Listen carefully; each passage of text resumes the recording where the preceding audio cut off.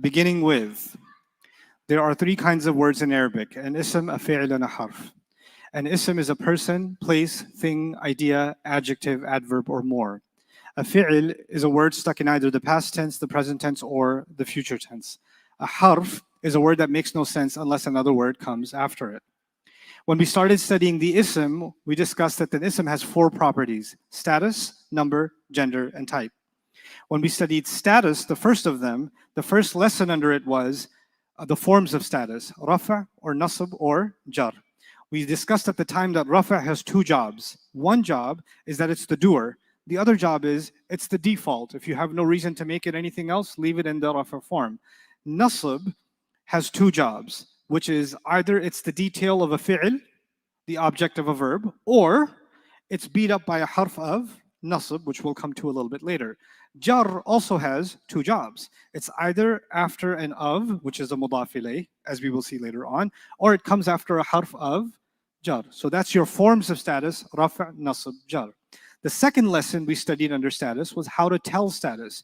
You can tell status by ending sounds or by ending combinations. By ending sounds, I mean u or un for rafa, a or an for nasb, e or in for jar.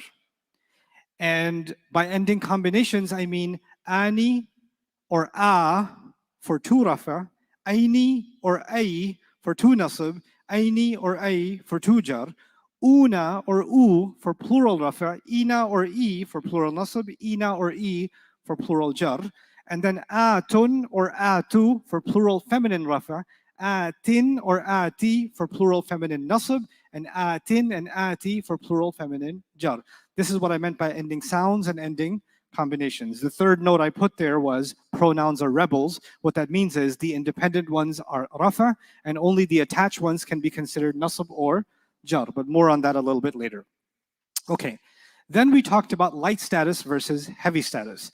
Normally an ism in Arabic should be heavy. All the words you memorized on page 6, Muslimun, Musliman, Muslimin, Muslimani, Muslimaini, Muslimaini, Muslimuna, Muslimina, Muslimina, Muslimatun, Muslimatan, Muslimatin, Muslimatani, Muslimataini, Muslimataini, Muslimatun, Muslimatin, Muslimatin. All of those are heavy. The light version of them would be Muslimu, Muslima, Muslimi, Muslima, Muslimai, Muslimai, Muslimu, Muslimi, Muslimi, Muslimatu, Muslimata, Muslimati, Muslimata, Muslimatai, Muslimatai, Muslimatu, Muslimati, Muslimati.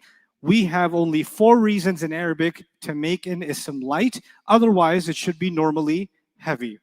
Another thing that is important to note when figuring out what is the status of an ism is we should always look for the combination first and look for the sound second. Always look for combinations first.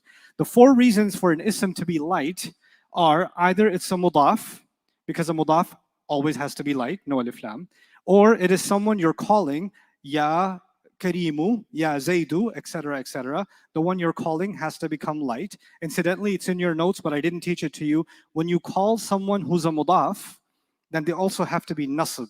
What that means is you don't say ya Rasulullah, you say ya Rasulallah. You don't say ya Abdullah, that's wrong. You say ya Abdullah. So the mudaf has to become nasb when it's if it's being called. But if I just called Zaid, I say ya Zaidu.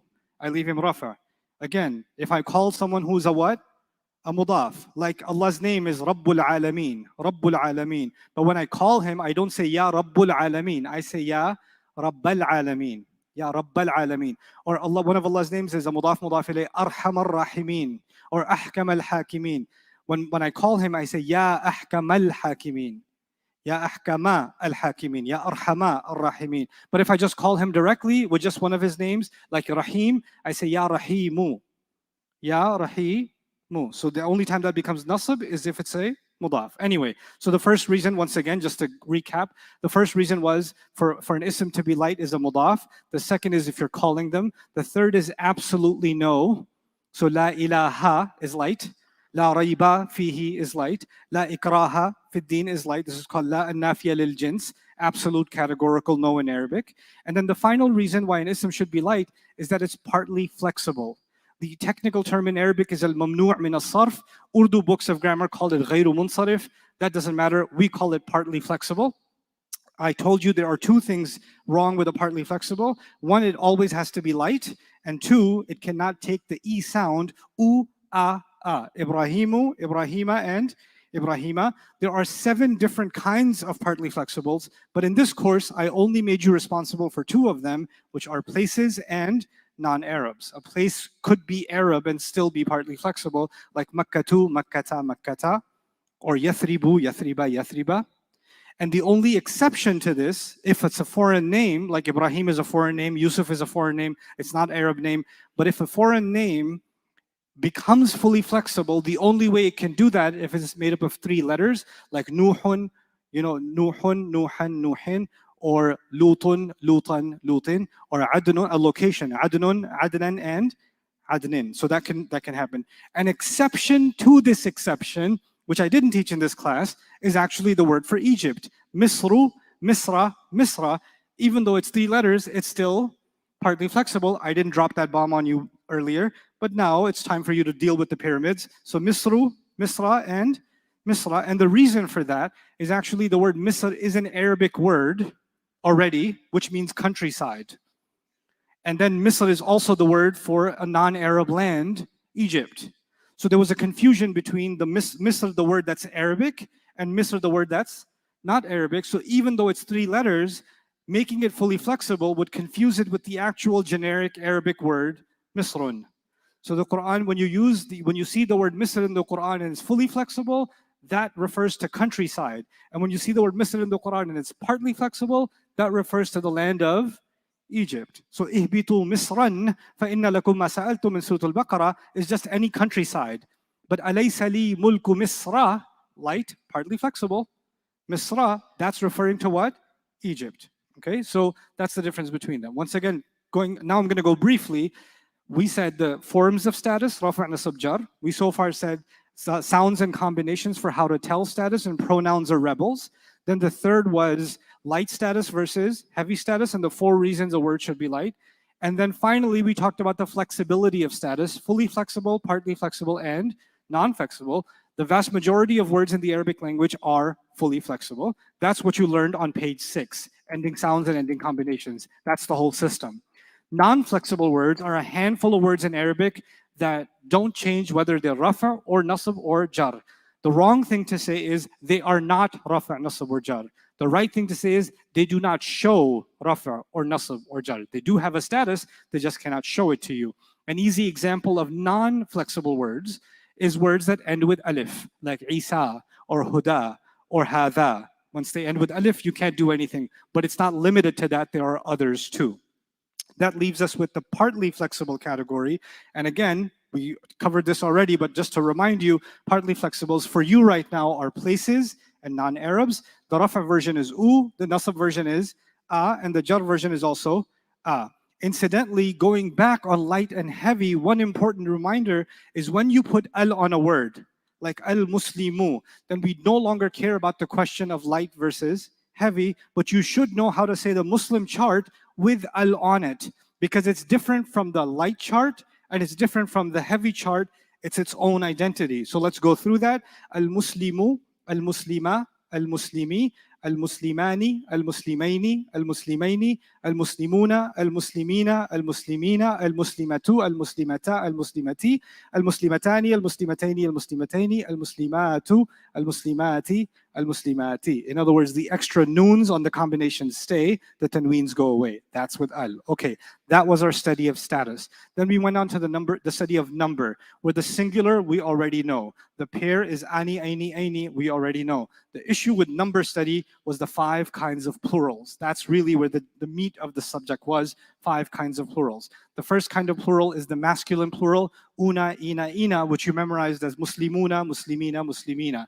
Those plurals are referring to people or intelligent beings. People or intelligent beings, jinns, angels. Sometimes it can even be used for Allah subhanahu wa ta'ala for royalty. Then you have the atun, atin, atin, which can be used for women, but it can be used for non-humans too, like ayatun, ayatin, samawatun, samawatin. It can be used for Muslim women too, muslimatun, muslimatin, kafiratun, kafiratin, munafiqatun, munafiqatin, etc. Right? Those are the feminine plurals. Then there are plurals because the Arabs said so. I gave you 3 words that are plural just because the Arabs said they're plural: qawmun, nasun, and qarnun, technically they're called ismu jama', the words that are plural by definition. Just by definition, they're considered plural because the Arab said so. That leads us to the technical category, broken plurals, jam'u taksir, broken plurals. And the broken plurals are of two kinds, human broken plurals and non-human broken plurals. The way the Arabs talk about this is jam'a taksir aqil and jam'a taksir ghayru aqil. Possessing intellect, not possessing intellect. No reference to your cousin. Anyway, so non-human broken plurals, the Arabs pretend that they're going to consider it a she. What that means is they might use a fi'l with it that's feminine singular. They might use an adjective for it that is also feminine singular. They might use a pointer for it, هذه, that is feminine singular. That's what that means, that they're considering it a she. With human broken plurals like ulama or aqwam or words like that, words that refer to human beings, anbiya, rusul, kuffar, etc. Those kinds of words can be considered she, but can actually be considered what they really are. So to take two opposite examples for you to remember, rijal and nisa are both broken plurals. Rijal and nisa. Rijal means men, nisa means women, and they're both broken plurals. Rijalun could be considered singular feminine grammatically, or plural masculine because that's what they really are. Nisa could be considered singular feminine grammatically, or feminine plural because that's what they really are. So your two options are either singular feminine or reality. Those are your options, okay? That's our study of number. Number gets done. The only other comment I'll make as a helpful hint for you is broken plurals are mischievous. You don't know they are broken plurals until you learn their what? Meaning. Without meaning, they look like singular because they end with ending sounds. They don't have combinations that give them away. Okay. So that was status, and that was also number. Moving on to gender. We don't study the masculine because the assumption in Arabic is every ism is by default masculine. We only study the feminine. Within feminine, there are two categories, real feminine and fake feminine. Real feminine requires common sense, which is becoming more and more rare nowadays. But real feminine is a biological quality that has been around since the beginning, since Allah created Adam alayhi salam and our mother Hawa salamun alayha. That's real biological feminine. Whether it's animals or human beings, that's the female. Now, the fake feminine is where the grammar work comes in. Because in English, we have he, she, and it. But in Arabic, even for the it, it's either going to be a huwa or a hiya. There's no it, technically. So everything has to have a gender. Because everything has four properties. A book has four properties, including gender. The sun has four properties, including gender. That doesn't mean the sun has a biological gender. It means it has a grammatical gender. Okay? Now, what are the things that make a word feminine? If you find these things, then a word may be feminine. If you don't find them, then it's automatically assumed masculine. The first category is certain letters at the end, the ta marbuta, what I've jokingly called the hijab, the ha with the two dots on top. It can make a word feminine. And I say the word can knowingly because there will be cases where you will see the ta marbuta and the word will still not be feminine. So that will depend on context, okay? The second is the alif maqsura, which is a ya with a dagger on top. And sometimes they don't write the dagger on top, but it's understood. Like al-husna, al-kubra, al-yusra, al-uthma, etc., etc. Those are considered feminine, and those are usually superlative words. What that means, and I didn't teach you that in this class, but I'm telling you now. Al-husna means the most beautiful. Al-uthma means the greatest. Al-kubra means the biggest. Okay? Al-yusra means the easiest. So it's the EST, the superlatives that are used in this pattern, feminine superlatives, okay? Then there was the alif mamduda, the stretched out alif with a hamza at the end. And this is also considered technically it's also considered partly flexible, but that's for a later study. What you need to know is you might find these endings and they will be considered feminine. Typically this is for colors or for sicknesses. So bayda'u is yellow, sawda'u is black, hamra'u is red, khadra'u is green, zarqa'u is blue. All them that stretched alif with a hamza at the end, that's the feminine version of those colors, okay? And similarly, bodily defects like bakma'u and auja'u, arja'u, etc., like a mute person, or samma'u, a woman who can't speak, or a woman who can't hear, or amya'u, a woman who's blind, etc. Those words are considered feminine because of the stretched alif at the end. Okay, so that's one category, 3 letters. Ta marbuta, alif maksura, alif mamduda. That's one way you can tell a fake feminine. The second way you can tell a fake feminine is feminine because the Arab said so on page 13 in your notes. Harb, nafs, dalu, shams, ard, bi'r. Those random khamr, like there's a bunch of words in Arabic that just are and all the words for Jahannam are feminine. But you should feel better. Jannah is also feminine from Tamar, so it's okay. It's balanced. So those words are feminine, and body parts and pairs are also considered feminine. So the hand in Arabic is feminine. That's why it's tabbat yada abi lahab. It's the bat. The at is nasarat, right? It's feminine. So it's used for the hands of Abu Lahab, right? So anyway, so that's the second reason why words can be fake. So the first reason is the endings. The second reason is feminine because the Arab said so. The third reason is going to be broken plurals. We already covered that. Human and non-human, and they may be considered a she, which is kind of a fake feminine, right? So that's basically it. These are words that are considered feminine for these reasons, for these fake reasons. Other than that, you're good. If you don't find these evidences, automatically, what are you going to assume? That the word is what? The ism is masculine. I shouldn't say word, I should say ism. The ism is masculine, fine. The gender study is done. Now we come to final study, type. So status, number, gender, and type. Type is either the word is common or proper. The default condition is all words are assumed to be common, and you have to have one of 7 evidences to prove that a word is proper. And those are words with al on them, like al-Muslimu, the Muslim specifies it. A pronoun is specification, huwa, he, she, you, I, they, we, etc. All pronouns, whether they are rafa, nasab, or jar, are proper.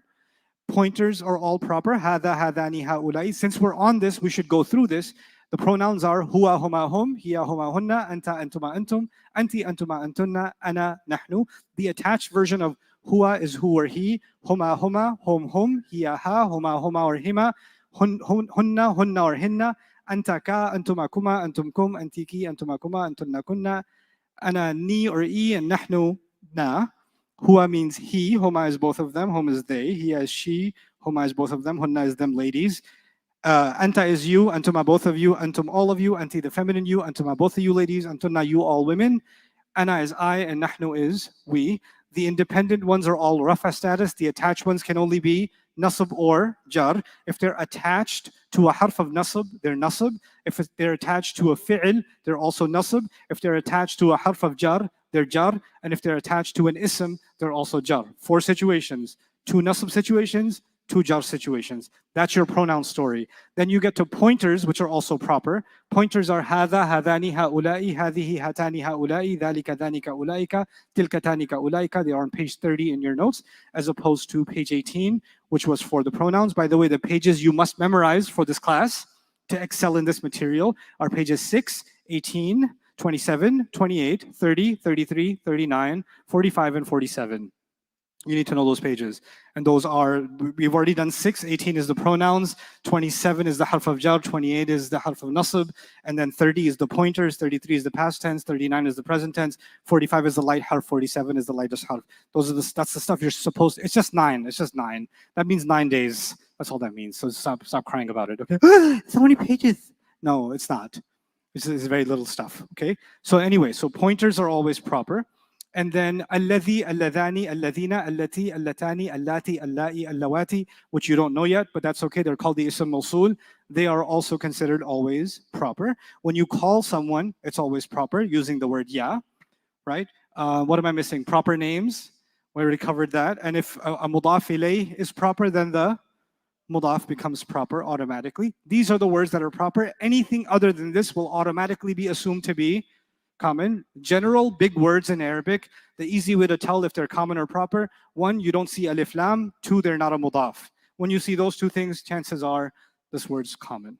Okay, that's an easy giveaway, generally speaking. Those are the 4 properties of the ism, which led us to do 5 fragments. The 5 fragments are mudaf, mudaf ilayh. Both isms, the mudaf is light, no alif lam, followed by the mudaf ilayh, that is jar. They have to be next to each other, and an of meaning is created between the 2 of them. And they are the first fragment where you cannot separate them from each other. There are 3 kinds of mudaf, mudaf ilayh. Regular mudaf, mudaf ilayh, like Rasulullah, Kitabullah, Masjidul Muslimin, etc., etc. Those are mudaf, mudaf ilayh, easy ones. The second kind of mudaf, mudaf ilayh are mudaf is an ism and the mudaf ilayh is a pronoun. Kitabuka, kitabuhu, kitabi, etc. That's also mudaf, mudaf ilayh. And then there are special mudafs on page 20, which are bayna, tahta, fawqa, ba'da, before, after, above, below, those kinds of words. They're naturally mudaf, and the word that comes after them is a mudaf ilayh, even though you don't get the meaning of an of from those words. So that's your first fragment, mudaf and mudaf ilayh. And of course, I remind you again, the mudaf ilayh is proper, which means that the mudaf becomes proper. The three properties of a mudaf are from itself. The fourth property type comes from the mudaf ilayh. The mudaf ilayh is a unit, which means that you have to look at them as one concept. You shouldn't separate them. Just like grammatically they're bound together, meaningfully they're also bound together. The second fragment was the harf of jar. You can try to do this with me. Ba, ta, kaf, lam, waw, min, fi, an, ala, hatta, ila. Immediately following them, there has to be an ism, and that ism has to be in jar status. The harf of jar gets called the jar. The ism that it beats up into jar status is called the majroor. The third fragment is the harf of nasab and its ism, inna, anna, ka'anna, bi anna, layta, lakinna, la'alla. And these words want their ism to be nasab status, but they don't need it to be right after. It could be a little bit further down. That's three fragments now. Mudaf, mudaf ilayh, harf jar, harf nasab. Then there is mawsuf sifa, nouns and adjectives. You can have one mawsuf, you can have multiple sifas. Mawsuf has four properties: status, number, gender, type. Every sifa has to have the same exact four properties. If your mawsuf is a broken plural, chances are your adjective, your sifa, can be singular and feminine because it's trying to match. If your mawsuf is a plural because the Arab said so, like qawm, you might find that the adjective is plural by una or ina, because it's trying to match with a word that's plural because the Arab said so. Those are the unusual cases. Just like a harf of nasab, mawsuf sifa don't have to be right next to each other. There may be some distance or gap between them. Okay, so that's our fourth fragment. Finally, our last fragment is the ismul ishara and the musharun ilayh. When we studied that, we talked about looking for the invisible is. هذا هذان هؤلاء هذه هاتان هؤلاء ذلك ذانك أولئك تلك تانك أولئك. The first ones, the first six that start with ha, هذا هذان هؤلاء هذه هاتان هؤلاء. These words are feminine, these words are close. This, both of these and these, those are those words. And ذلك ذانك أولئك تلك تانك أولئك. All the ones that end with ka, those are the words that are far away. That, those two, etc. Okay. These words, if you have an al right after them, it creates a fragment. Okay, so هذا القرآن means this Quran. But if you don't have an al right after them, like هذا كتاب الله, then it becomes a sentence. This is the book of Allah. So the moment there's no al right after them, an is created between the pointer and the words that follow, creating an entire sentence. But if you want to get a fragment, you have to put them next to each other. Just like the mawsuf and the sifa, they have the same four properties. Hada has four properties. It's musharun ilayh, meaning the word that has al on it has the exact same four properties. Okay, and that's part of the conditions of ismul ishara and musharun ilayh. Finally, a small technicality I mentioned: if you want to make a fragment using a mudaf, meaning you want to point at a mudaf, what that means is I want to say this book of Allah, this book of Allah. Then you have to put the pointer at the end, kitabullahi hadha. You can't say hadha kitabullah because that would become a sentence. Kitabullahi hadha would mean this book of Allah. That's the pointer in the fragment. Those were our 5 fragments. Then we moved on to shortcuts for sentences. If you have a pronoun that's independent, like huwa, huma, hum, hiya, huma, hunna, etc., immediately follow it by is. If you have a harf of nasab followed by its ism, chances are there's an is after it. Inna Allah means certainly Allah is. Assume there's an is there, okay? Then proper followed by common. If a word is proper and you see a common after it, like Allahu Akbar, right? That would mean there's an is in between them. And then I also gave you a break in the chain. A break in the chain means you learn 5 fragments. Each fragment is mudaf chained to mudaf ilayh, jar chained to majroor, harf nasab chained to ism, mawsuf chained to sifa, ismul ishara chained to musharun ilayh. The moment you see words are not chained together and in a series of isms, you can put an is there. That's a break in the sentence. This is a more complicated subject than that. This is your baby rules. Later on, I'll teach you something called sentence structure, where you will learn this more formally as a science, and you'll be able to identify different parts of a sentence. Okay, so that was our study of the ism. Life moved on, and we started studying the past tense. We memorized huwa nasara, huma nasara, hum nasaru, hiya nasarat, huma nasarata, hunna nasarna, anta nasarta, antuma nasartuma, antum nasartum, anti nasarti, antuma nasartuma, antunna nasartunna, ana nasartu, nahnu nasarna. Here we're paying attention to the endings. Any word you see, you can convert this way. So if I see kharaja, you can make it huwa kharaja, huma kharaja, hum kharaju, hiya kharajat, etc., etc. When you see these endings, each one of those endings tells you who did it, who's the doer of that past tense act. And then we learn two additional things about the past tense, which apply to all fi'il. One, you can attach a pronoun to it. So nasara ni, I can attach a ni at the end. When you see an attached pronoun, you ignore it at first, even though you know what it means and where it came from. By the way, it came from page 18. You ignore it. You just translate nasara, he helps. Then you can translate ni. Nasara ni means he helped me. If you don't follow this process, you will make the mistake of looking at ni, thinking it means me, and you'll translate I helped, which is absolutely wrong. Haram, bid'ah, kufr, and etc., etc. Okay? So don't do that. Nasarani, he helped me. Okay. Now, that's the past tense with the attached pronoun. Then we talked about the outside doer. If you have the huwa version or the hiya version, you should look for the possibility of an outside doer, which means an ism that will come after and will be rafa. It doesn't have to be immediately after, it could be sometime after. Moving on, we studied the present tense. The present tense, if you were to memorize it one day, will sound like this. Huwa yansuru, huma yansurani, hum yansuruna, hiya tansuru, huma tansurani, hunna yansurna, anta tansuru, antuma tansurani, antum tansuruna, anti tansurina, antuma tansurani, antunna tansurna, ana ansuru, nahnu nansuru. However, for you, to give you baby steps, I said there are 12 shortcuts. A or u means I. Na or nu means we. Ya or you means he. Ya with ani means both of them. Ya with una means they. Ya with na means those women. Just like there are 4 kinds of ya, there are 4 kinds of ta. Ta means you. Ta with ani means both of you. Ta with una means all of you. Ta with na means you ladies. Ta by itself can also mean she, which I called 7-11 because it was item 7 and item 11. And then ta with ina is the feminine you, anti. Tansurina. Ta and ina, that means anti. Those were the clues. When you look at a present tense, you look at the beginning, then you look at the end. An important shortcut for you, never look at the end first, because when you see una, you just say they, but it could be ta and una, which does not mean they, it means all of you, right? So look for the beginning, and then look for the ending, and then translate carefully. Okay, so that was the present tense. We then moved on to learn something about the light present tense and the lightest present tense. The light harf are an, lan, likay, idhan, hatta. An means to or that. Lan means will not. Likay means so that. Idhan means in that case. And hatta means until.